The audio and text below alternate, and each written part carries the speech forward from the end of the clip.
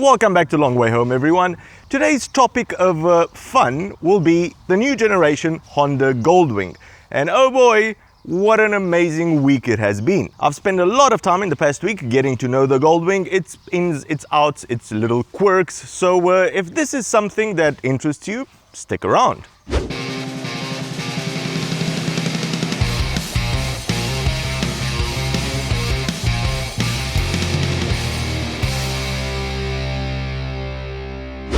Now, the first thing that really impressed me on the Goldwing is its engine. It's massive, more than 1.8 liters engine, a 6-cylinder boxer. It doesn't sound like anything I've heard so far on a motorcycle. It doesn't have that motorcycling angry exhaust note. It's more like a jet engine spooling up its power, gathering it somewhere, and then all of a sudden shooting you off the face of the planet like a rocket.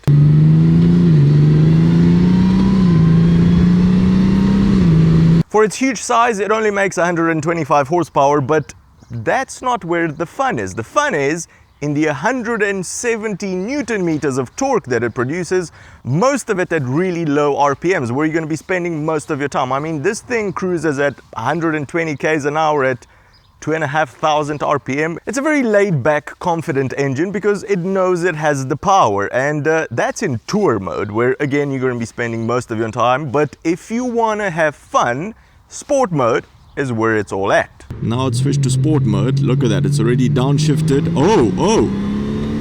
Okay, that's a completely different beast. Okay. Tour is for when you're touring. Sport is for... Man, this is agile. With the push of a button, the Goldwing gets completely transformed. And by transformed, I mean it's a completely different beast. The engine makes more of a ruckus, there's no more lag, all of that power is instantly available, no matter what speed you're going at. And all in all, this was way more fun than I was expecting when I first got the bike.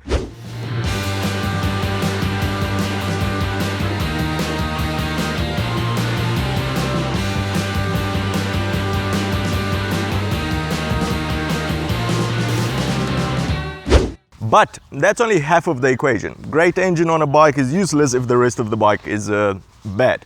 This one, I'm glad to say, it's exactly the opposite.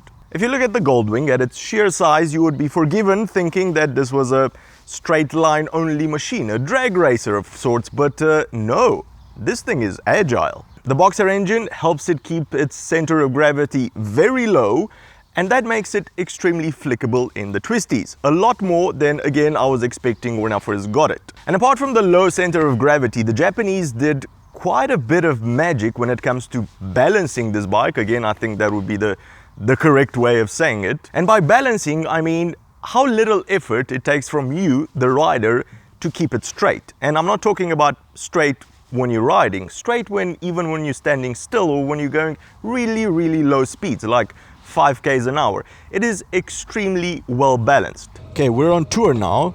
Let me show you exactly how well balanced this bike is. Okay, so we're idling and I'm keeping the brake in so we can go slower than idling. What are we doing? We're doing like 5 here. Its turning circle isn't that great, isn't that bad either, but it is extremely maneuverable at very, very low speeds. And I mean, this should be physically impossible on a bike that is this heavy. It shouldn't... How have they done this? What sort of ninja magic is this? Riding at slow speeds in parking lots in the city, anywhere, making maneuvers, moving this bike left and right at slow speeds, it is a breeze. It's not supposed to be like that. I mean, the laws of physics apply to everyone, Honda. When I first got on this bike, I was expecting absolute perfection. No excuses on any part of it, because at the end of the day, you are looking at 33,000 or around 33,000 US dollars of motorcycle. That is a lot. The base model starts at about 23. This one is 33. It's the tour version with the DCT, everything put on it. So no excuses was my motto. And the Japanese delivered. There are very few things that I can nitpick around, but all in all, their attention to detail was amazing.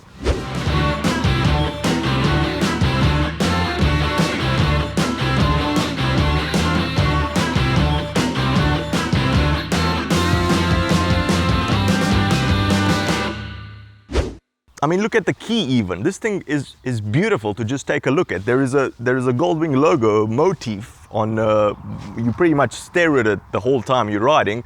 That is beautiful as well. That's a nice little touch. The thing even has an airbag. I mean, what other motorcycle do you know with an airbag? So in the end, amazing attention to detail. You can see that Honda tries to get it right before putting the new generation out into the market and not, you know, working year over year over year to improve it. It's right straight out of the factory gate.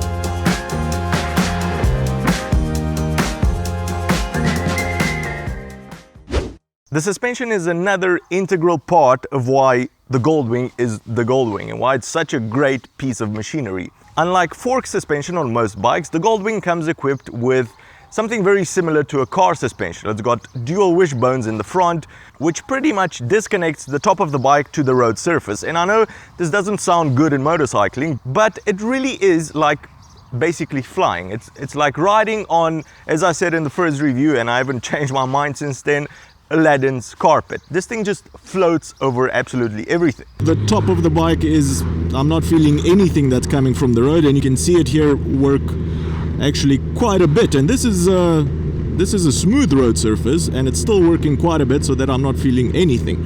And that's why I say I'm feeling like Aladdin right now. So add those three things together: an amazing engine, a beautifully balanced bike, and that great suspension, and you've got something really unique over here, something that you don't really find on any other motorcycle.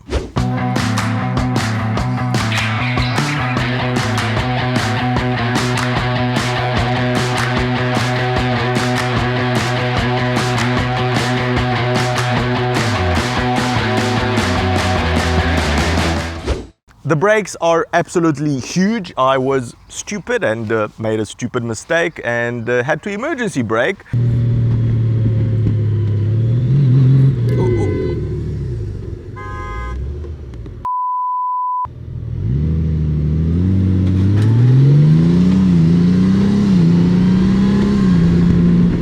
It looks humongous. It weighs, again, 400, almost 400 kilograms, but it stops on a dime. The brake dive on this bike is actually engineered in there. Honda could have gotten it so that when you're braking, there was no brake dive altogether because, again, of the clever suspension.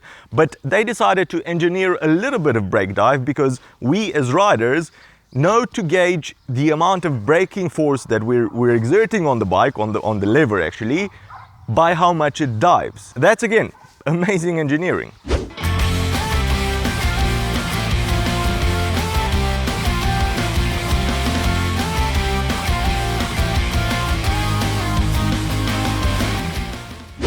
And unlike on the Africa Twin, I really love the way the buttons are arranged on the Goldwing. Both the right and the left clusters are very logically lined up, and I appreciate the fact that Honda put huge physical buttons right in front of the rider, including buttons for the heated grips and physical buttons for the heated seats. I mean, that's just great. You don't have to faff around in some sort of menu, sub-menu to turn on your heated grips or your heated seats. So well done on that. The side cases and the top case, I love this little feature. They've got electric buttons now. You just press it. It also has a shock, so it slowly goes down.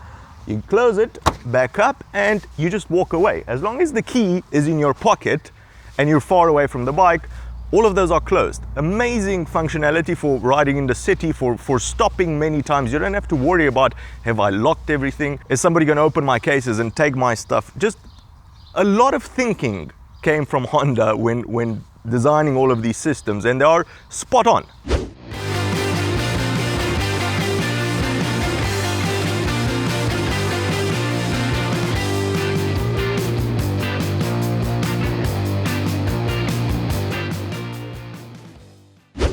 It also has a reverse gear and a forward gear. Well, it has 7 forward gears, but I'm talking about the walking mode ones. On the DCT version, you can put it into snail mode, walking mode, and with the pedals, forward and reverse, the bike will creep along so you don't have to, exert yourself while moving it in tight spaces. And here's its other party piece for riding in the city. Again, 400 kilos almost, but put it in neutral. Press this little grey button here next to the pedals. Now you're gonna have to keep the brake in. And then with the pedals, with the -1 and the +1, you can go forward at like walking pace. I think it's called walking mode or snail mode. And more useful than that, you can reverse again, walking speed, walking pace like a snail. The other good part is that you don't have to keep changing gears. You can just go forward, backwards, forward again. I think for maneuvering this in tight spaces, this is an amazing implementation of how forward and reverse walking modes on motorcycles should be. So I'm glad.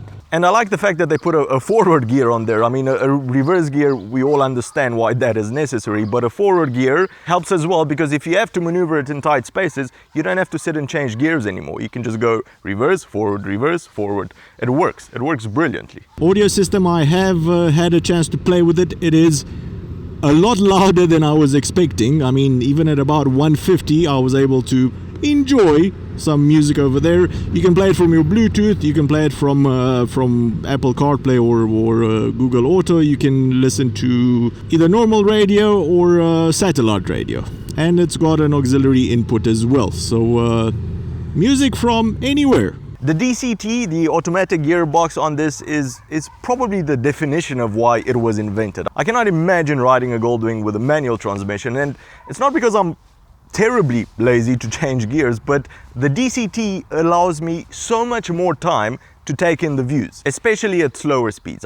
My brain doesn't have to concern itself anymore with what gear am I in, let's go work the clutch, all of that. No, just tour, grand tour. This should be called the luxurious grand touring motorcycle, its own segment. Oh, and also add sporty in there now, because you've got an amazing sport mode. In my 1 week of riding, the DCT worked beautifully. There are no different modes to change it in, like on the Africa Twin, there's no sports or drive modes, but the drive mode works amazingly. And it's also sort of self-learning as well, because it sees the way you're riding and it will try and change gears according to what it thinks you wanted to change gears. And it gets it right pretty much all of the time. So I have no complaints on the DCT, and I've become a major fan of this technology. Oh, and it comes with an airbag as well, because why not? I mean, I don't have a single other motorcycle that comes with an airbag. None. It's the only one, I think.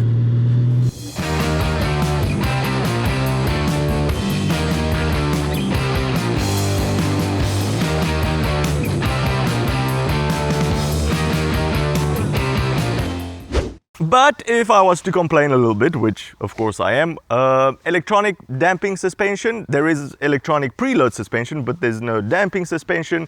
And the preload, I wish for a bike of this nature for it to actually be automatic. I mean, that technology already exists on other bikes.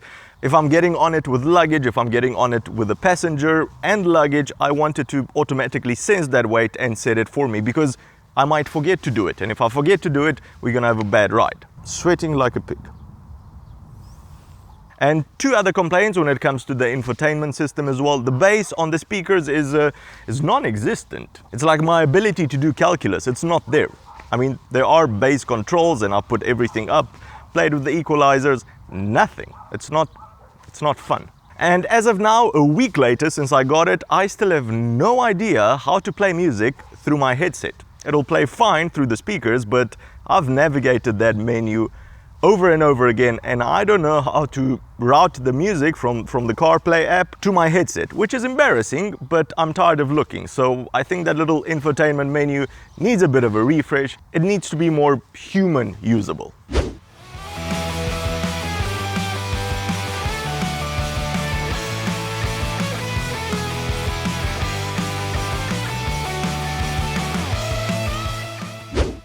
Alright, so in conclusion, in my opinion, this is the most luxurious cruiser. It's not a cruiser, it's a tourer. The Goldwing is pretty much the most luxurious tourer. What is beeping? The Goldwing's beeping. Alright, so in conclusion, in my opinion, the Goldwing, the most luxurious tourer on the market. Except in this new generation, it's not really only a tourer anymore. It's gotten younger. It's now, I would put this now in the category of a sports tourer, because that sports mode, it brings out the youth in you, which is exactly what you want on a tourer. So yeah, great bike, amazing piece of kit. If you're interested in long distance, comfortable touring, then the Goldwing is definitely a must for you to take a look at. If there's anything else that you want to know about it that I haven't mentioned in the video, the comment section below is the right place for you. If you've enjoyed this video, give it a big thumbs up. If you think you've learned something new, consider subscribing or becoming one of our Patreons to help us make more of these shows. Cheers, and I'll see you on the next one.